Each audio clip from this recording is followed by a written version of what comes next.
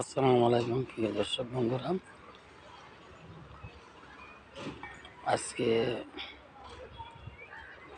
অনেকদিন পরে ছাদ উঠলাম।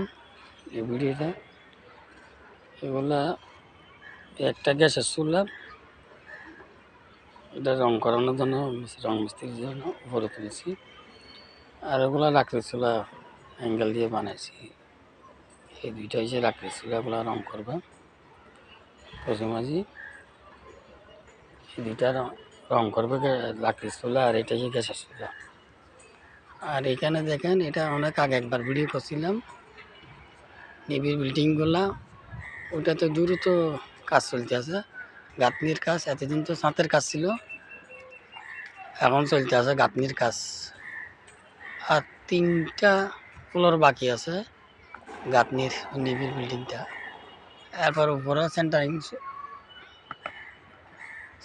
করছে, একটাতে 9টা আছে, মানে বিল্ডিংটা আরও আরও আরও উঠবে। এখানে যা বোঝা যায় আর কি, এই বিল্ডিংটা।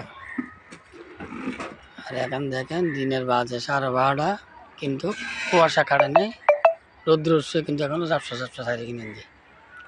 ঠান্ডা বাতাস, ঠান্ডা বাতাস মারতে আছে। এই সে প্রকৃতির একদিকে অন্ধকার, কুয়াশা কুয়াশা, মেঘলা মেঘলা। এই দেখেন এগুলাতে একই অবস্থা। আর এখানে একটা বিল্ডিং হচ্ছে নতুন, নিচতলা। এই নিচতলাতে, বিল্ডিংটার নিচতলাতে ইটে সোলিং করে নট বিছাইছে এই বিল্ডিংটাতে। মানে এখানে ফ্লোর ঢালাই দেবে, এটা ফ্লোর ঢালাই করবে আর কি। একতলা বিল্ডিং,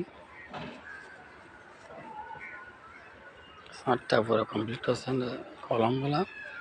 আর এতটুকু রাখে দিচ্ছে, কিন্তু নিচে নতুন করে আবার কাজ দিচ্ছে।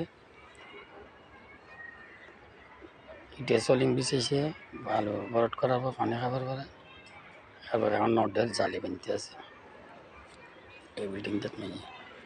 ওইটা ঢালাই, কংক্রিট ঢালাই দিবে আর কি। ফ্লোর, নিচতলার ফ্লোরে কংক্রিট ঢালাই দিবে এটা। আসসালামু আলাইকুম, সবাই ভালো থাকবে।